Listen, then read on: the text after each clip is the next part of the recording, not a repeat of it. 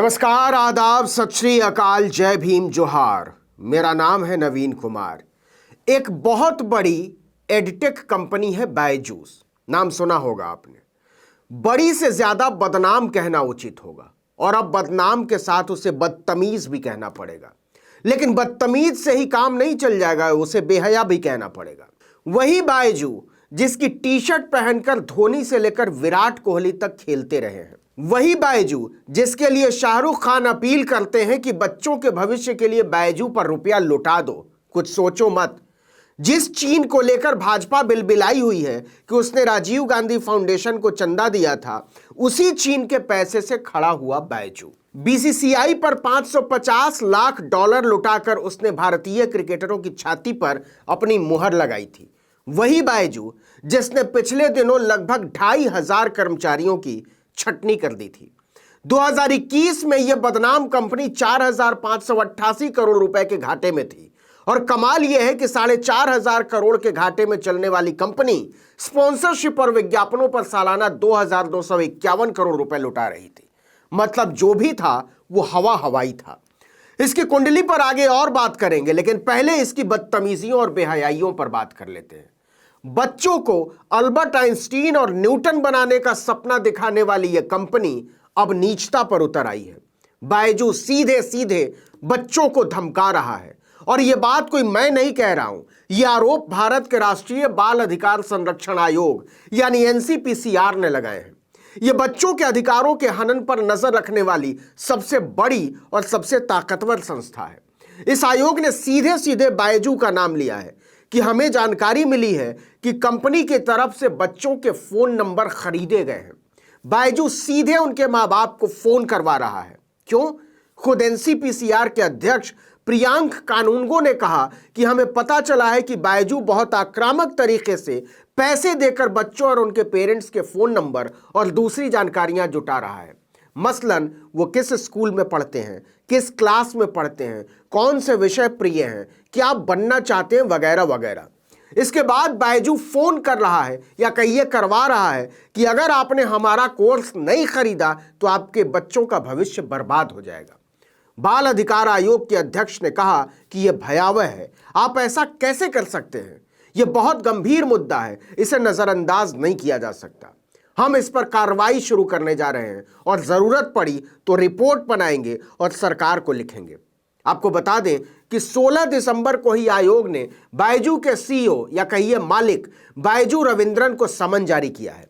उन्हें 23 दिसंबर को खुद पेश होने के लिए कहा गया है कि बताइए आप अपने पाठ्यक्रमों को, कोर्सेज को बेचने के लिए इस तरह की अनुचित और अनैतिक हथकंडों का सहारा क्यों ले रहे हैं?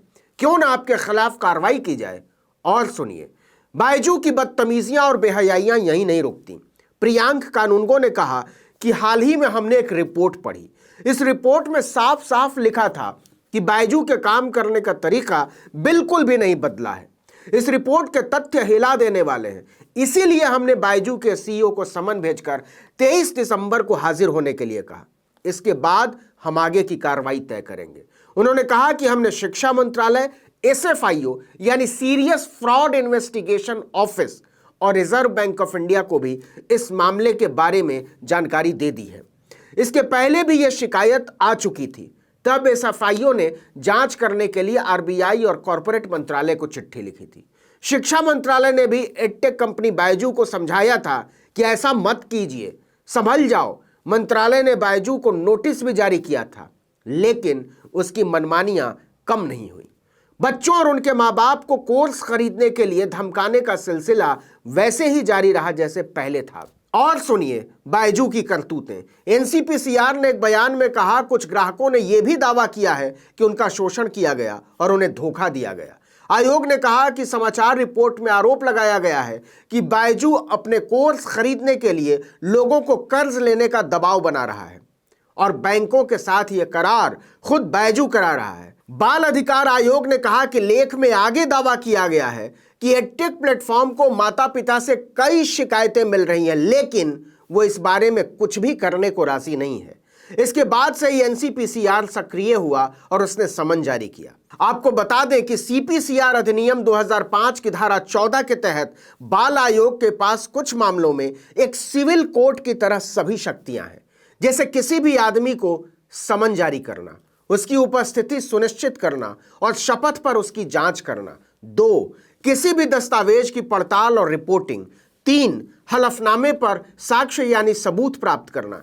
4, किसी भी अदालत या ऑफिस से किसी भी सार्वजनिक रिकॉर्ड या उसकी प्रति की मांग करना। और 5, गवाहों या दस्तावेजों की जांच के लिए कमेटी बना देना। इसी के बाद से बायजू के सीईओ रविंद्रन की नींद उड़ी हुई है, क्योंकि अगर बायजू के खिलाफ आरोप सही पाए जाते हैं तो उनके खिलाफ धोखाधड़ी और धमकी देने का मामला तो चलेगा ही, बाल उत्पीड़न का भी मामला चलेगा। आपको बता दें कि बायजू एक डूबता हुआ जहाज है। खिलाड़ियों की जर्सी की स्पॉन्सरशिप का ही बीसीसीआई का 86 करोड़ रुपया उस पर बकाया है। हालांकि बायजू इससे इनकार करता है, लेकिन वो बीसीसीआई के आगे हाथ जोड़ रहा है कि हमें इस बोझ से मुक्ति दे दो, हम ये खर्च नहीं उठा पा रहे हैं। आपको बता दें कि बीसीसीआई की जर्सी डील के अलावा बायजू इंटरनेशनल क्रिकेट काउंसिल यानी आईसीसी के इवेंट्स का भी आधिकारिक स्पॉन्सर है। इतना ही नहीं, उसने फीफा वर्ल्ड कप 2022 की स्पॉन्सरशिप भी हासिल कर ली थी। लेकिन अब पता चल रहा है कि वो बच्चों को धमका कर रुपया कमा रहा है और बड़े बड़े खिलाड़ियों और बोर्डों पर लुटा रहा है। देखिए कि बायजू के इन्वेस्टर खुद शाहरुख खान है, सुपरस्टार। कंपनी के एक विज्ञापन में वो कहते हैं कि पेरेंट्स जिन्हें लगता है कि पढ़ाई की प्रोग्रेस इस साल रुक गई है, पेरेंट्स जिनके बच्चों को और पर्सनल अटेंशन चाहिए, पेरेंट्स जिन्हें अपने एरिया में अच्छे ट्यूशंस नहीं मिल रहे हैं, तो आपको चाहिए ऐसी क्लासेस जो है किसी भी ट्यूशन से क्लास अपार्ट। पेश है बायजूस क्लासेस। शाहरुख खान दावा करते हैं कि इंडिया के बेस्ट टीचर्स बायजू में बच्चों को पढ़ाएंगे, मेंटोर्स डाउट सॉल्व करेंगे और 1-on-1 पर्सनल अटेंशन भी देंगे। इसीलिए स्कूल के बाद सिर्फ बायजूस क्लासेस। बायजूस क्लासेस है तो प्रोग्रेस है। शाहरुख खान से पूछा जाना चाहिए कि आपने अपने बेटे को बायजूस में पढ़ाया था या नहीं। शाहरुख खान से यह भी पूछा जाना चाहिए कि क्या आपको पता है कि आपके मेहनताने का भुगतान करने के लिए कंपनी माँ बाप को बच्चों का भविष्य खराब हो जाने की धमकी देती है।